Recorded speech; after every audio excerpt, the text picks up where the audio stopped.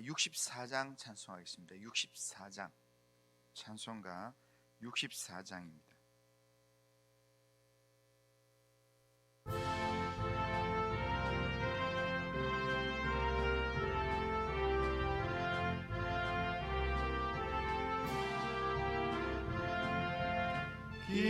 기뻐하며 경배하세 영광의 주 하나님 주 앞에서 우리 마음 피어나는 꽃 같아 죄와 슬픔 사라지고 의심 구름 거치니 변함없는 기쁨의 주 밝은 빛을 주시네. 땅과 하늘 만물들이 주의 솜씨 빛내고 별과 천사 노래 소리 끊임없이 드높아 물과 숲과 산과 골짜 들판이나 바다나 모든 만물 주의 사랑 기뻐 찬양하여라. 우리 주는 사랑이요 복의 근원이시니 삶이 기쁜 샘이 되어 바다처럼 넘치네. 아버지의 사랑 안에 우리 모두 형제니 서로 사랑하게 도와주시옵소서. 새벽별의 노래 따라 힘찬 찬송 부르니 주의 사랑 줄이 되어 한맘 되게 하시네. 노래하며 행진하여 싸움에서 이기고 승전가를 높이 불러 주께 영광 돌리세. 아멘. 자, 신앙 고백합니다. 나는 전능하신 아버지 하나님 천지의 창조주를 믿습니다. 나는 그의 유일하신 아들 우리 주 예수 그리스도를 믿습니다. 그는 성령으로 잉태되어 동정녀 마리아에게서 나시고 본디오 빌라도에게 고난을 받아 십자가에 못 박혀 죽으시고 장사된 지 사흘 만에 죽은 자 가운데서 다시 살아나셨으며 하늘에 오르시어 전능하신 아버지 하나님 우편에 앉아 계시다가 거기로부터 살아있는 자와 죽은 자를 심판하러 오십니다. 나는 성령을 믿으며 거룩한 공교회와 성도의 교제와 죄를 용서받는 것과 몸의 부활과 영생을 믿습니다.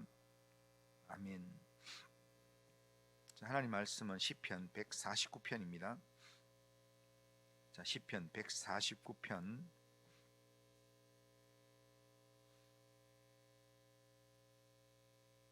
자, 149편 1절에서 9절 149편 1절에서 9절 자, 한 절씩 교독합니다. 할렐루야. 새 노래로 여호와께 노래하며 성도의 모임 가운데서 찬양할지어다. 이스라엘은 자기를 지으신 이로 말미암아 즐거워하며 시온의 주민은 그들의 왕으로 말미암아 즐거워할지어다. 춤추며 그의 이름을 찬양하며 소고와 수금으로 그를 찬양할지어다. 여호와께서는 자기 백성을 기뻐하시며 겸손한 자를 구원으로 아름답게 하심이로다. 성도들은 영광 중에 즐거워하며 그들의 침상에서 기쁨으로 노래할지어다. 그들의 입에는 하나님에 대한 찬양이 있고 그들의 손에는 두 날 가진 칼이 있도다. 이것으로 문 나라에 보수하며 민족들을 벌하며 그들의 왕들은 사슬로 그들의 귀인은 철고랑으로 결박하고 같이 읽겠습니다.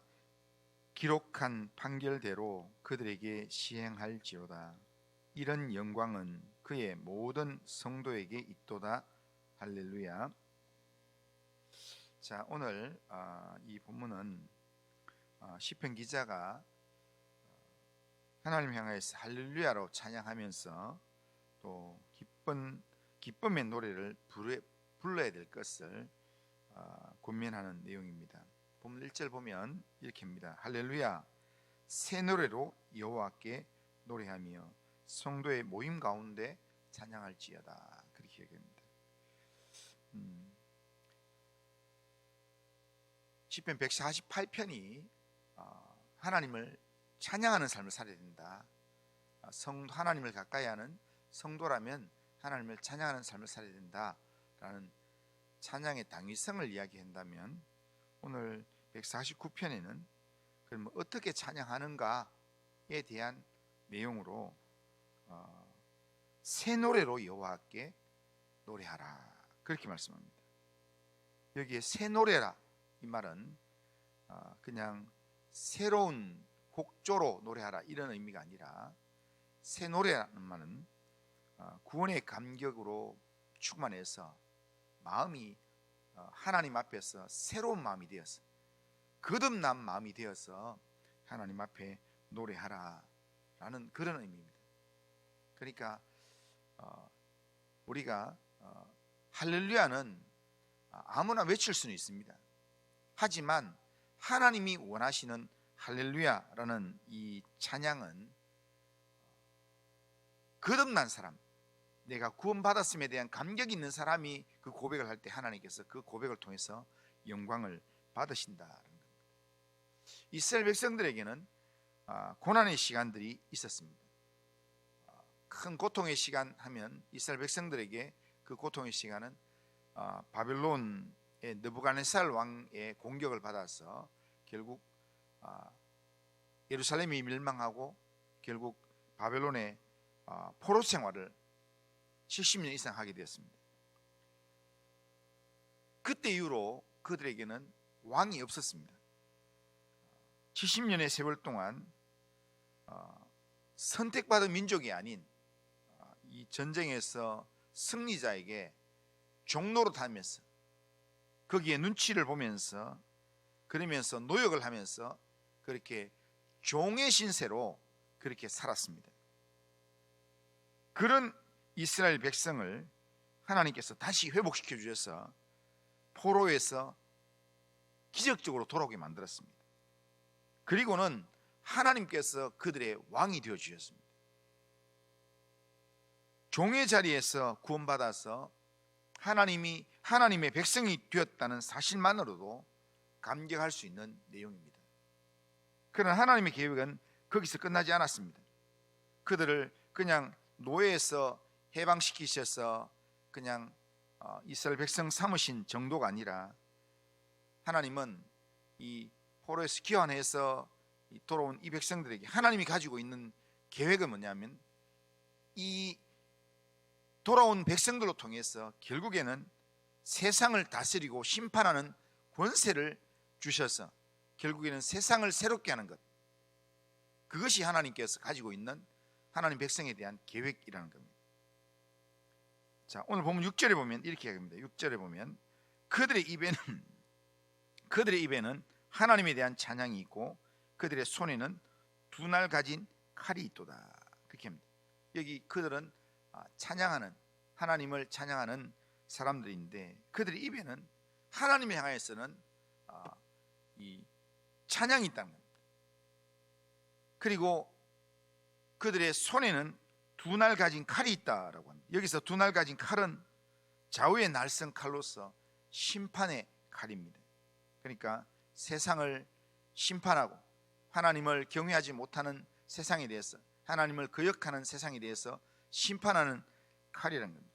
전쟁에서 이 좌우의 날선 칼이라는 것은 무기입니다. 그런데 성경에서 영적인 삶에서 여기에 두 날 가진 칼은 신약 성경에서 좌우의 날선 검으로 비유되는 것은 뭐냐면 하나님의 말씀입니다.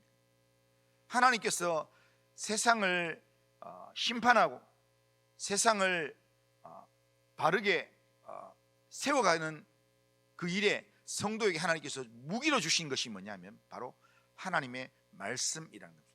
성령의 감동으로 된 하나님의 말씀을 우리에게 주셔서 성령을 의지해서, 성령의 검이기 때문에 우리가 성령을 의지해서 우리가 나아가면 이 검을 말씀을 검으로 사용할 수 있도록 하나님께 사용해 주셨다는 겁니다. 그래서 이것은 하나님의 편에 선 심판자의 모습을 이야기하는 겁니다.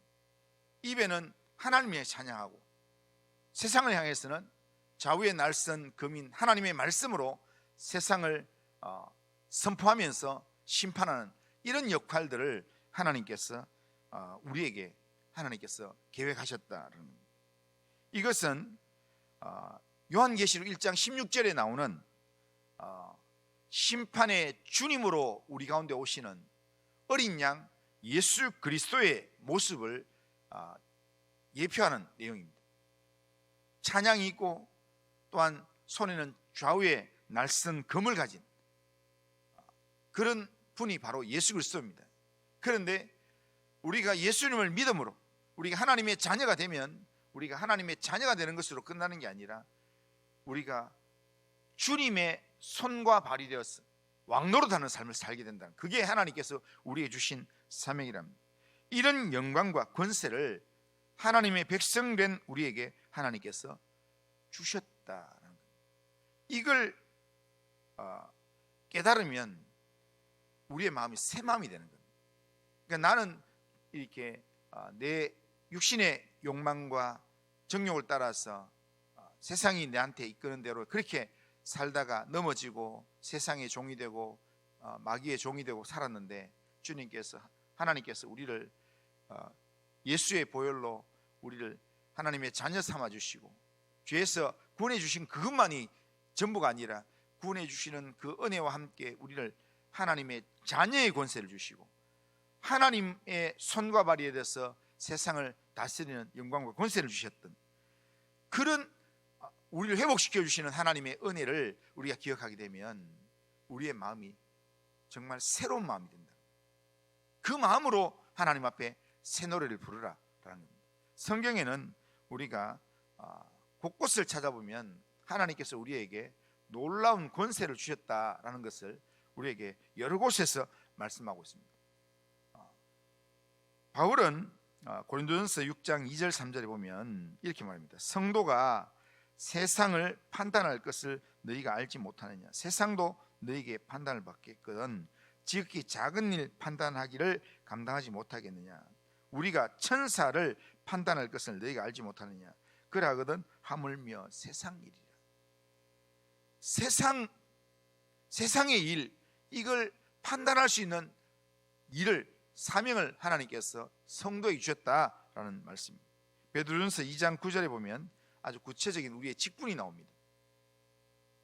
베드로전서 2장 9절에 보면 오직 너희는 택하신 족속이요 왕같은 제사장들이요 거룩한 나라요 그의 소유된 백성이니 이는 너희를 어두운 데서 불러내어 그의 기이한 빛에 들어가게 하신 자의 아름다운 덕을 선전하게 하려 하심이라. 그렇게 말씀합니다. 그러니까 하나님께서 우리를 이런 존재로 우리를 계획하시고 우리를 부르시고 우리에게 영광과 권세를 주셨다는 겁니다. 그걸 깨달으면, 이 사실을 깨달았다면 우리가 어떤 반응을 보여야 되겠습니까? 이 사실을 깨달으면 하나님께서는 연약한 나를 이런 존재로 삼으셨구나라는 그 마음의 감사함으로 감격 가운데 우리가 새 노래로 찬양하게 된다는 겁니다. 그래서 5절에 보면 이럽니다. 성도들은 영광 중에 즐거워하며 그들의 침상에서 기쁨으로 노래할지어다. 이 침상은 이게 잠자는 누운 자리. 그러니까 모든 걸 다 잊고 잠자리 누웠는데도 그냥 이렇게 가만히 있는 게 아니라 누워도 생각해 보니까 이게 하나님께서 나를 구원하신 게 이렇게 좋구나라고 생각해서 누워가지고도 속으로 웃으면서 기뻐하면서 그러면서 흥얼거리며 노래하게 된다. 얼마나 기쁘면 이렇게 하겠습니까? 낮에는 춤을 추고 그 이름을 찬양하고 또한 소고치며 수금을 연주하며 하나님을 찬양하고 밤에는 침상에 누워가지고 기쁨으로 잠 못 이루는 사람들, 이 사람들이 바로 구원의 은혜를 경험한 하나님 백성들의 모습이라는 겁니다. 그러니까 이런 모습으로 하나님을 찬양하라 라고 새 노래로 찬양해라, 새 노래로 하나님의 이름을 노래해라 라고 이야기합니다. 그게 하나님을 영화롭게 하고 하나님 앞에 예배하는 예배자의 모습입니다. 우리가 예배 시간에 찬송을 부르고 또한 하나님 앞에 예배 드릴 때 우리는 이 예배가 하나님께서 나에게 주신 하나님 주신 기회고 특권이다 라는 그 믿음 가지고 하나님 앞에 찬송 부를 때도 기쁨으로 찬송 부르고 기도할 때도 간절함으로 그렇게 화답하면서 그렇게 기도하고 그렇게 예배를 드리는 게 그게 새 마음이 있는 성도의 모습입니다. 그런데 우리가 예배 시간에 가끔 보면은 찬송을 부르는데 한 1절, 2절, 3절짜리 하면 찬송가가 짧아서 좋다 이런데 어떤 거는 찬송가가 5절 있고 6절이 있으면 부르다 보면 왜 이렇게 기나 이거 이렇게. 찬송가는 이렇게 절수가 한 절로 끝나는 게 아니라 그게 다 연결되어 있습니다. 다 하나의 가사가 스토리로 되어 있기 때문에 어떤 찬양은 어떤 찬송가는 이렇게 3절이나 4절만 하면 끊기기 때문에 그래서 5절, 6절까지 다 해야 6절까지 해야 맨 마지막 절이 전체적인 결론을 맺는 내용입니다. 그런데 우리는 그런 가사를 생각 안 하고 그냥 한 절만 하지 왜 이렇게 4절도 있고 5절도 있고 6절도 있나 이런 마음에 예배를 드린다는 것은 그건 새 마음이 아니라는 거예요. 예배 드리는 중에 이렇게 찬송을 하는데 막 박수 치면서 우리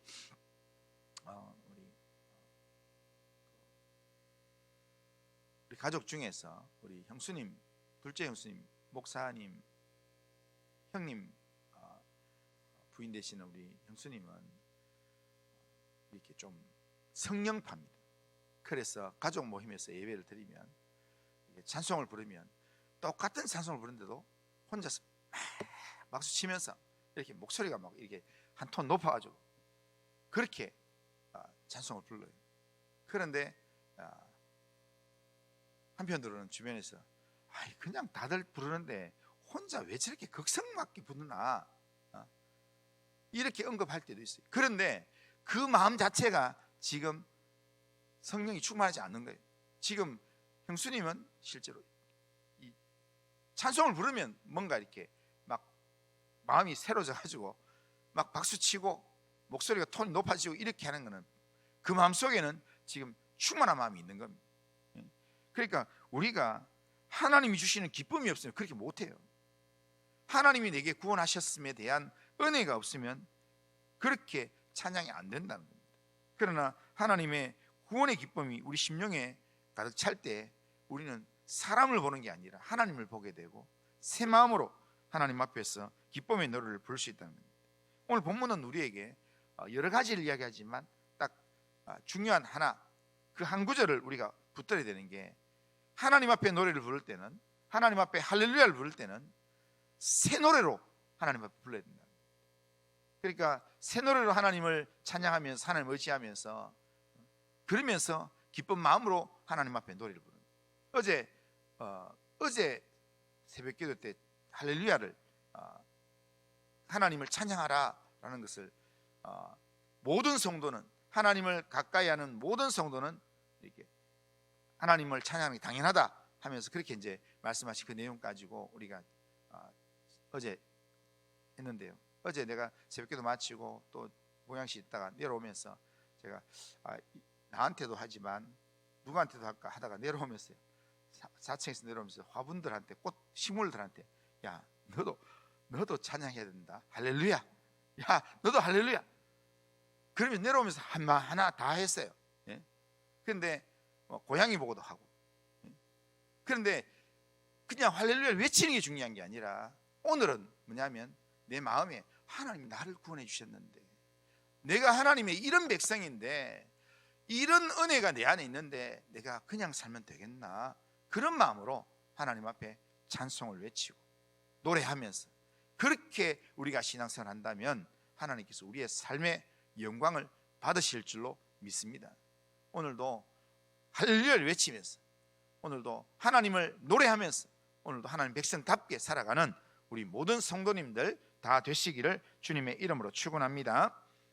그리고 하신 하나님 아버지, 오늘도 우리의 삶을 하나님께 맡기며 새 하루를, 또 새로운 하루를 시작합니다. 하나님, 오늘도 할렐루야를 외치면서 주님을 새로운 마음으로 찬양하면서 하나님 이 하루를 하나님께 영광 돌리며 살 수 있도록 인도하여 주옵소서. 우리를 죄에서 구원하신 그 은혜가 너무 큰 은혜이기에 그 은혜를 묵상하면서 새로운 마음으로 하나님을 찬양하며 하나님을 가까이하며 하나님을 섬기는 자로 하나님 앞에 살아가도록 인도하여 주시옵기를 원합니다. 하나님 아버지, 찬양하는 자기 백성을 기뻐하시는 하나님 앞에서 오늘도 기쁨으로 살아갈 수 있도록 인도하여 주옵소서. 예수님의 이름으로 기도드리옵나이다. 아멘. 하늘에 계신 우리 아버지여, 이름이 거룩히 여김을 받으시오며 나라가 임하시오며 뜻이 하늘에서 이루어진 것 같이 땅에서도 이루어지이다. 오늘 우리에게 일용할 양식을 주시옵고 우리가 우리에게 죄 지은 자를 사해 준 것 같이 우리 죄를 사해 주시옵고 우리를 시험에 들게 하지 마시옵고 다만 악에서 구하시옵소서. 대개 나라와 권세와 영광이 아버지께 영원히 있사옵나이다. 아멘.